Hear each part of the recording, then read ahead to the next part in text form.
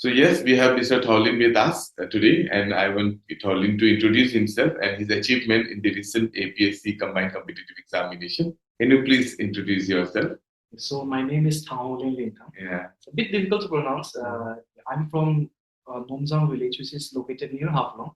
For those who are unfamiliar with it, it's in the Mahasau district. And recently, by the grace of God, I have cleared the APSC CCE exams, and I'm currently going to be posted as assistant accounts officer under the state government. Okay. That's great. Congratulations. Thank you, So anyway, today the points that I want to know from you exactly is your experience.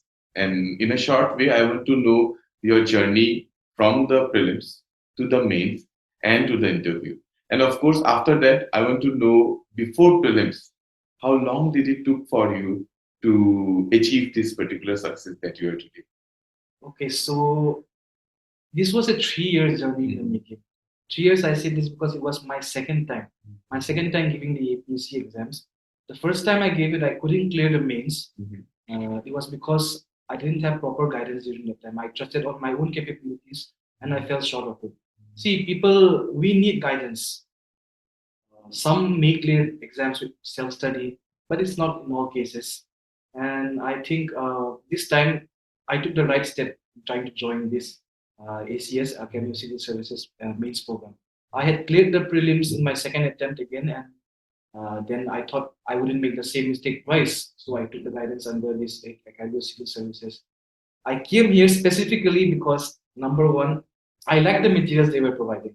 So I'm not trying to let's say pick up to you, but yes, I honestly like the materials because see, let's just give an example. This much, huh? This much. I think I have the books with you. No, it's okay, sir. The booklets will do because we literally got our booklets printed. The booklets this much thin. So why I'm giving this is a visual representation of each paper's sections. They don't give you this thick booklets which are hard to cover. Instead they research the materials, and researching is important because see, this vast portion, this vast syllabus, they condense it into so small for us, and our only duty is to study them. So I did just that. I solely depended on those materials, and I came here in the Guwahati classroom, and I gave my mock tests along with my friends, and we competed with ourselves. We gave ourselves timers. We gave ourselves times. Sometimes we even waited for the other who was late, and we went along with their time. So it's all about time management and all about completing the syllabus. But you have to understand, sometimes reading out of context is dangerous because then you get lost in the way. This vast syllabus, if you get lost in the way, then you might cover the PowerPoints. PowerPoints are there, and this is why you're taking the coaching in the academy. And that's how I played the mains, thankfully. And secondly, the interview experience. My interview experience, honestly, I never had an interview in my life. So I was kind of lost at first. So I said, I'm not going to study anything, just going to go into this interview blind. I came to this establishment, Academy of Civil Services interview program blind, just to have a glimpse of what is needed and what I'm missing. Because if I went into there thinking that I am okay in my own capacity, I wouldn't play it. So I went there first blind, and I wanted to learn. And surely enough, the interview guidance program was more of teaching than of interviewing me. And yeah, they told me many points. You shouldn't say that, you should say like this. Framing sentences, framing words, framing information, not divulging too much information. I think that's one important thing you should all know. Sometimes when you divulge too much information, you won't be able to tell more about yourself. But anyway, talking back to about the mains preparation, I want to know, like, whatever mock test you have given here, the model test for the mains you have given here, you made a peer group. Like, you used to say that you had a group of friends, like you were together sitting and you were discussing about the mains topics, articles. Plus, you were also writing and evaluating with our faculties. I think you have also evaluated among yourselves as well. So, what is that mantra? Like, I want to know the story behind that also. And plus, of course, you told me that somewhere some questions were also quite similar, and you were laughing inside the examination. I was laughing literally. So what happened was that after the classes ended for the mains, they were the mock interview. Also, so they were the mock tests, and you had either two choices: either you give it at home, give it the mock give the mock test at home, write it down, and then scan and upload it to the examiners. It was a lengthy process. I would lie. First of all, it's a lengthy process and it's a risky process. Risky because human nature is unpredictable. Unpredictable in the sense that you may get deviated when you're at your home because there's number one, no one to supervise you. Be honest, you are in your 20s, you won't be with your parents anymore. You are probably alone. You are probably with either your friends or your brothers or sisters in a small room, and you are the only one who's supervising yourself. This watch is not enough to supervise you. You will get deviated. You will write it and then think, I'm in my room, who's going to care? But that's the wrong approach. Yes. The right approach would be always in a right environment. See, in music, we call it rehearsing. Why do you rehearse? Because you're going to perform in that exact way you are performing. So in that similar way, me and my friends, 5 or 6 of my friends, we chose to come here, self in the center, and give the mock test here itself. So what happened was that we got to know this classroom environment, the pressure which comes with it, and the timing. And sure to say, we all failed the timing because none of us could complete a 10 marks question in under 6 minutes. But that was the initial part. That was the thing. That was what challenged us. No? That was what challenged us. Information to choro, content to choro. We couldn't even finish writing the answer. Some of us had really nice handwriting. Some of us had really bad handwritings. But progressively, everyone's handwriting got worse and worse. We just wanted to cover that time limit. See, mains time limit comes first. Like they say, 10, 20 questions, 10 marks and 15 marks.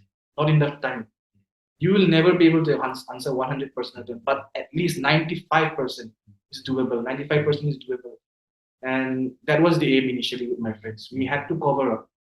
And I think there was this nice discrepancy. Me and my friends, we took the mock test at different times. At different times, as in sense, our questions were different somehow. I think there was some thing maybe because I took it later on, maybe because they took it earlier, but there was a mix up of questions. When I was in GS2, they were in GS3, something like that. During the mock, the model test. So, but that was really fun because we couldn't copy from each other, we couldn't ask each other. Everyone was left to their own instruments. What we just had to do was we had to check what paper was the next day and revise everything the previous night, then go to the examination. I mean mock test. So what happened was that it was a colorful blend of chaos. And let's say no knowledge. See, because when you know nothing, that's when you know that you need to work on. I would say after when I wrote the mock test, I knew some, I did not know some, but we did.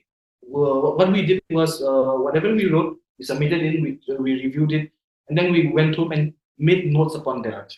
Making notes upon your failures, that's what's important. See, I got my ancient history was really bad. But what happened was that the nice thing was that the interviewer, my examiner, she checked my paper. She wrote all the PowerPoints for me. Ishala. He wrote all the PowerPoints for me, and then I went home and used those PowerPoints. And then those PowerPoints came. Who knew? Who knew that would be so effective? Those PowerPoints in that exact question. And I think, like you said before, that smiling moment. It was in the polity paper, I think. Polity paper about the Delegation Commission and the Attorney General of India. Like one might think, why these topics and the basic structure of Indian Constitution? That those questions were filtered out from many questions. Any question could have come, but we attempted those questions here, and then we went home, we reviewed them, and then we wrote a better version of it for ourselves. And then when the exam came, the first thing, Delegation Commission. Like you can't help but smile now, and then you just keep writing Attorney General. Oh my God, this is getting out of hand. And then you sort of concern, you have to comment. Like I really do commend the ones who prepared the questions, and I don't know who it is, but I really commend them because they actually managed to filter out the PowerPoints. PowerPoints are really important because you get lost in content.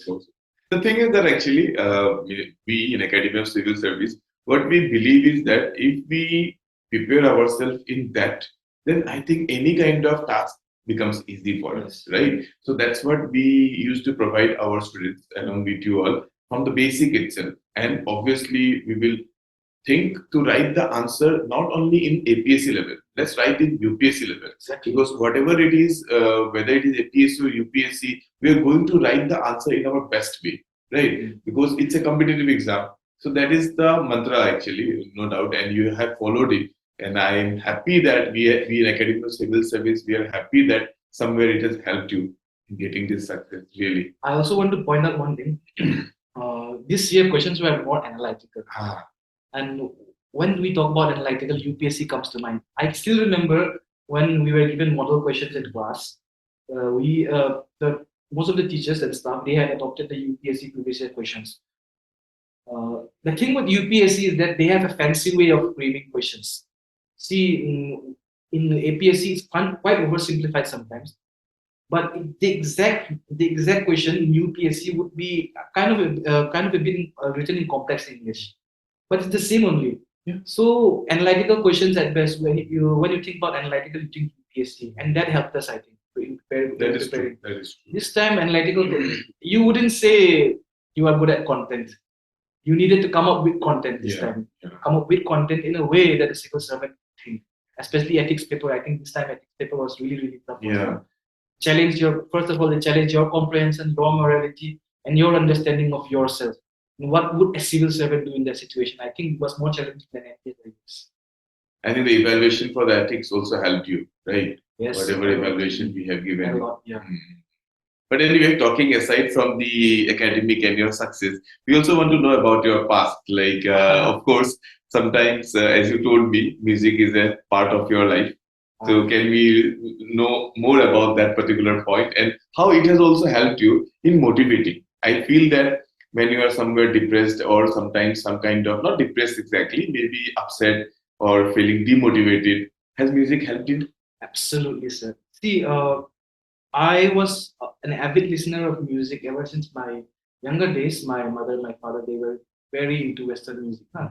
So in that way, I grew up listening to Western music and I loved it. I also love Bollywood music, but I tend to gravitate more towards older Bollywood music nowadays. I still do love older Western music as well instead of the newer ones. I'm mainly into rock music. Rock, yeah. So I think the story about my musical journey started when I was in my college years. Okay. In my college years, I was going through a lot of changes, depression sometimes. Yes. College years, we don't know our direction. I was studying here in Guwahati College itself, and had taken political science as my major. I was okay in class, I would say. I was okay in class. I had good GPAs. I had decent interaction with people. But the thing was that I was not a social person. And that was my biggest problem, I would say. My biggest kryptonite, I would say. See, Aristotle said man is a social animal. Exactly. As a social animal. So in growing up, you have to be social somehow or the other. You have to contribute to society because you cannot live alone. You're not living for yourself. In our Eastern culture, East Asian culture, we're living for our family also. We are working for our family. So having a social life is the first step towards it. And for me, that first step came in the form of music. I was interested in a lot of bands, and then just so happened that a friend of mine, he was a drummer. Okay. He was a drummer, and he asked me, "Can you play bass? Bass guitar?" I said, "Yes, I can play bass guitar." And he asked me what my music. May I know his name? Jason. Jason. Okay, Jason is for you. Shout out to Jason. And he asked me, what are your musical influences? And yeah, it was kind of similar. And so days passed and we interacted around our musical interests. And then Jason contacted his other friend, his cousin, Solon, who was a guitarist, an excellent guitarist, I tell you. And they said, let's form a band.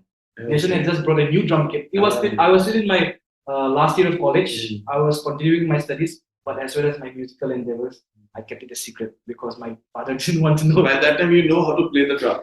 No, I wasn't a drummer. I was a bass guitarist. Jason was a drummer.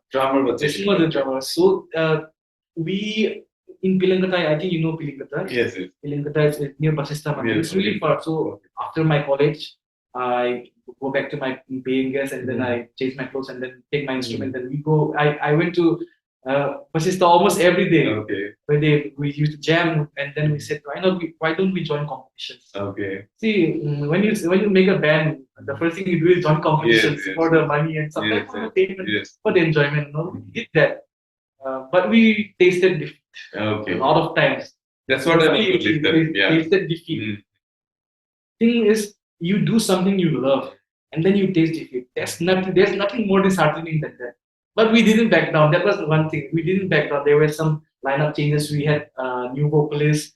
We experimented new forms of music. See, adapt to the changes. Just because one thing works doesn't mean that you should repeat in that thing over and over again. Maybe try a bit adjusting your strategy.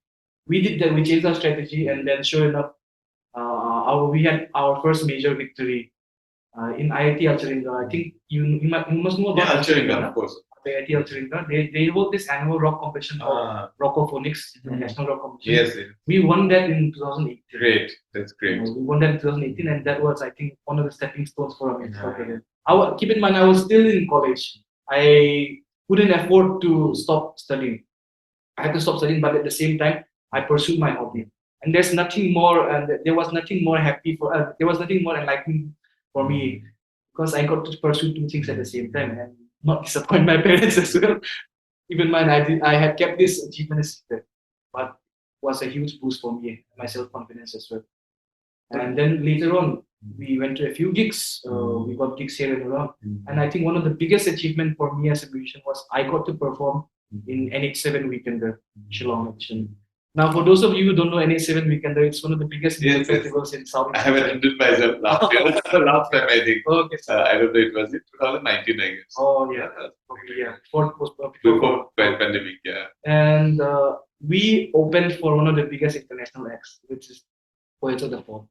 Okay, So that's we got really to perform nice. in the same stage as that. So Yes, yes, yes. I remember the band playing there. Yes. But you have to remember, it didn't come overnight. We had to face we went to many competitions honestly, and in most competitions we tasted defeat again and again and again. But there was this formula which we had perfected, which was a music genre, mat rock as in mat rock and pop rock, and yes. people loved it. Yes. So we owned that, and then we had a chance to perform in Delhi once. Okay. In Delhi at the India Habitat Center. There was this program sponsored by Tata Trust from Pucharaga. So basically, bands from the Northeast had to infuse Brahmaputra, which is the Northeast elements, Raga, which is the Indian elements, and jazz, which is modern elements. So we fused all those things, and then we made songs, and then it was a competition, and then we were fortunate enough to be selected there, and that was one of the starting points of our professional career. But come 2020, the pandemic hit, we couldn't continue it any longer. However, I did set up another band with Jason again. It was a new metal band. Yeah. Metal band. I know metals. I was a fan of metal when I was studying in Delhi. It was a new metal band. Like I was a vocalist this time. Oh. And we joined competitions. There was this Falcon Festival Rock competition. We got the runners up there. Oh. And then next year, consequently in 2022, there was also the Kabut Festival Rock competition, national competition. We won that one. And see, like I never stopped pursuing my dreams, but at the same time, I was also adamant in continuing my studies as well. See, you just can't ignore one thing over the other. Sometimes you have to use the other thing. My hobbies and my talents, they help me in the interview as well. Wouldn't believe, like I think I mentioned previously in my interview when they asked me to introduce myself, and I said the formal introductions, and then I concluded with saying my hobbies are playing music, listening to it. And they said, will you play, what instruments do you play? I said, I play the guitar, the bass guitar, a little bit of drums. I also sing, and I also play the ukulele. And then they got invested, and then they delved deeper into it. Are you in a band? Yes. And then conversation flowed. Okay. They asked me about my achievements, and they were very satisfied with my answers. And see, that way, I'm not saying that you should do whatever you want. I'm saying that you should learn to pursue your passion sometimes, and you should learn to experience the taste of defeat. That is true. For us, my why did I ask you this question anyway? The audience who are watching us, they might think that why this question came up in between the academic thing. Because what I see is that we always notice the person after getting success. But what is the story behind that success? We don't go through that.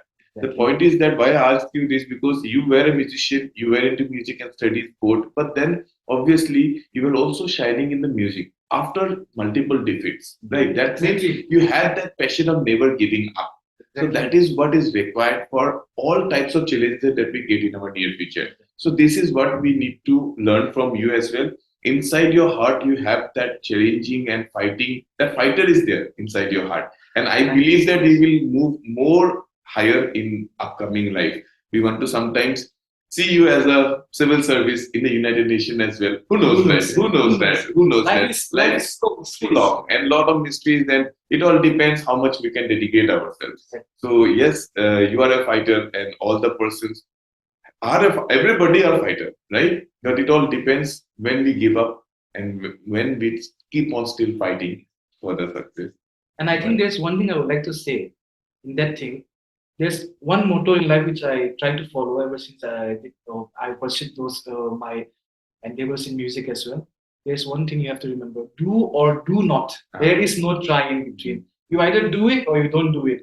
Because if you get stuck in will I do it or will I not do it, someone might have already done it by then.